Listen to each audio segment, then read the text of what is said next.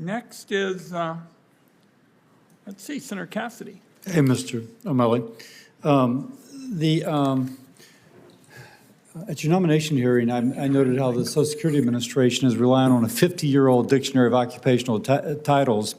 I smile because when you read some of them, they're clearly anachronisms. The agency has spent over $500 million paying the Bureau of Labor Statistics to come up with an updated occupational data file and spending another $100 million on staff and contractor time testing the file. Senator Brown and I introduced a bill requiring SSA to compile this and submit a report every 3 years.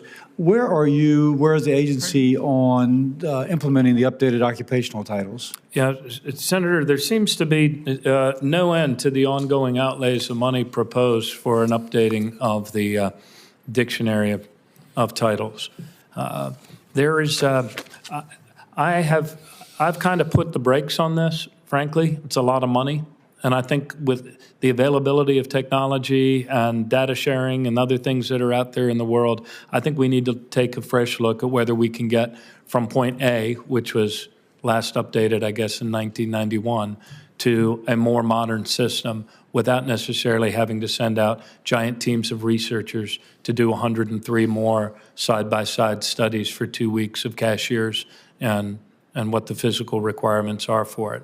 There's a level of complexity here, yes, but I think to continue to put more and more money into doing this the way we've been doing it and have no result doesn't make a lot of sense given our budget throws. So I've asked to hit the pause button on this while we reevaluate and see if there might be another way to get it done. Well, it wasn't under your authority, but if we spent $600 million and accomplished nothing, that's incredibly frustrating.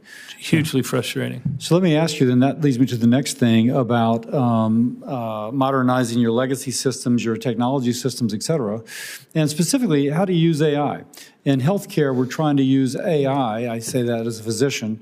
For example, the National Health Service in England has used AI to screen people with mental health issues, and they found a greater degree of satisfaction among the screenees, and they found that when the doctors and nurses received the record, they were better done than had a human done them. Mm-hmm. Now, this seems ideal for your backlog.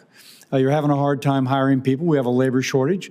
That would be something that could be done, and perhaps even a better file if it's the same experience as National Health Service. All that is a lead-in. To what degree is the agency updating their systems with an eye towards AI, not just for that, but for fraud, et cetera? Turn it to you. Yes, sir. There's a lot of areas ripe for this, and our top, I would say, training priority has actually to do with using an automated system in the disability determinations. There is a tool that SSA invented called Imagine. And Imagine essentially takes those 1,000 pages of medical records and puts them in a form that can be searched and be curated and compared to past applicants to see, even assess, what is the percentage likelihood of this one being an allowance?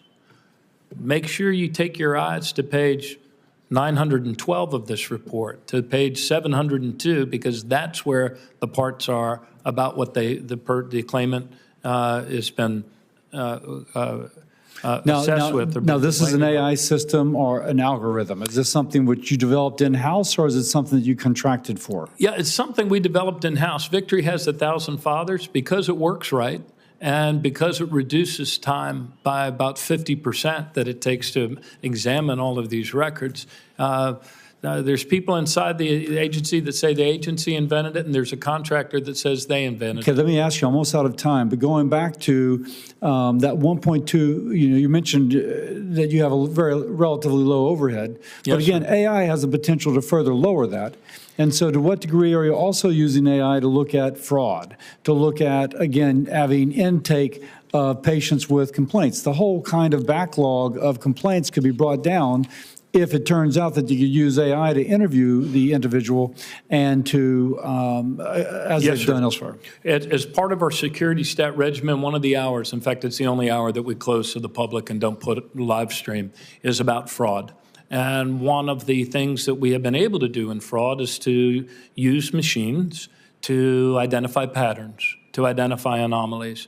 We need to do a constantly better job of that, but we do have models that do work, and we need to refine those models. So we're looking for needles in a needle stack instead of needles in a haystack when we refer cases and flag cases back for a second review in the field office. Well, I'm out of time, but that's your aspiration. I guess my question, though, is to what degree are you employing AI or other tech in order to help do that? Because that does seem something, that pattern recognition, that seems to be tailor-made for that which we could use AI Yes, we are already doing some of that. We can do more, and I think we can do more immediately when it comes to geospatial and identifying emerging hotspots on the map, or like the impossible medical days and things of that nature. Thank you. Thank you. Senator Langford is next.